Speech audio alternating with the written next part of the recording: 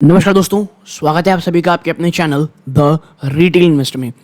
Guys, यहाँ पे मैं बात करने वाला हूँ एक ऐसे स्टॉक की जिसके ऊपर चर्चा मैंने की हुई थी जब ये डाउन ट्रेंड में था, और जिन लेवल्स के ऊपर हमने चर्चा की थी एग्जैक्टली वहीं से स्टॉक आज एक बड़ा ब्रेकआउट देता हुआ दिखाई दे रहा है दोस्तों।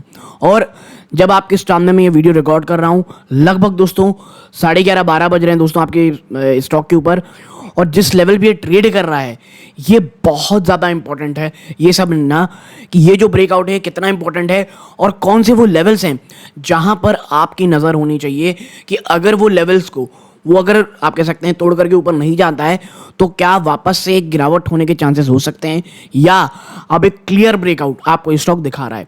देखिए, अगर आप स्टॉक में निवेशित हैं या निवेश की सोच रहे हैं, ये वीडियो आपके बहुत बहुत काम आएगी।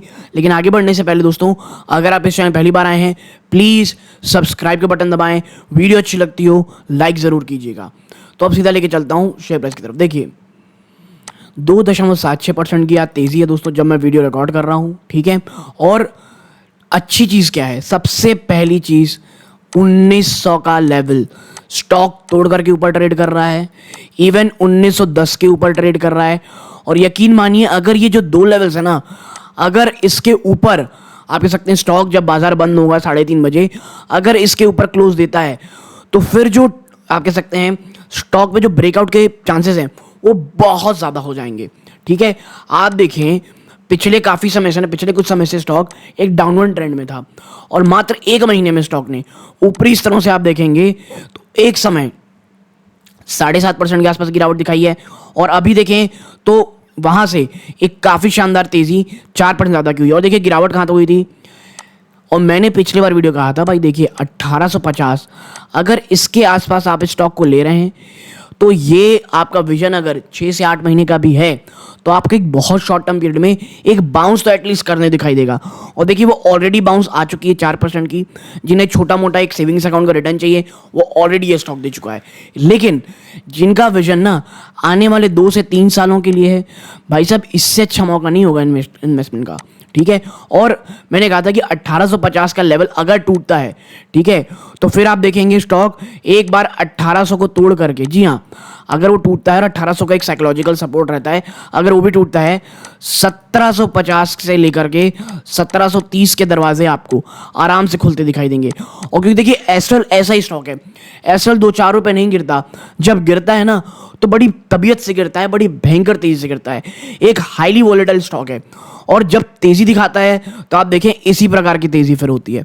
तो मुझे लगा था एक बार स्टॉक ना यहां तक आती दिखाई देगा, और पिछले कुछ समय से जो ब्रोकरेज हाउस है, जो उनकी रिपोर्ट्स आई हैं, उनके हिसाब से स्टॉक एक बार ना 1500 से लेकर के आप कह सकते हैं बिटवीन 1500 टू 1750 यहां तक एक बार, कई बार ब्रोकरेज हाउस कह रहे हैं कि एक बार ना स्टॉक इन लेवल्स को टच करके जरूर आएगा, ठीक है।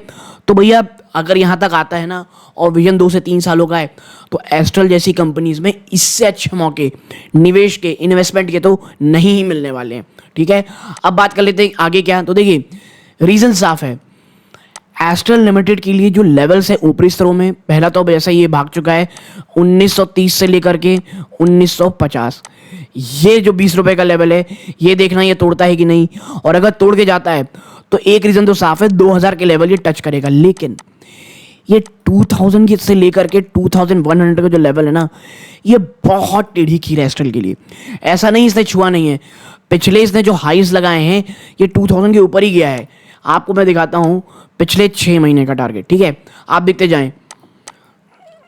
ये देखिए, ये गया 2000 के ऊपर 13 जून को, फिर थोड़ा नीचे आया, फिर ऊपर गया, फिर नीचे आया, फिर इसने उसके बाद आप कह सकते हैं सीधा 4 अगस्त को, यानी आप समझें ये मई है, माफ कीजिए जून है, जून के बाद सीधा स्टॉक अगस्त में आता है जब 2000 के ऊपर जाता है, फिर 1, 2, ये 3, और उसके बाद वापस से बड़ी गिरावट होती है। लेकिन आपको पता होगा, अगर कोई रेजिस्टेंस है और वो लगातार टच हो रहा है 2 से 3 बार, तो वो लगातार वीक होता चला जाता है।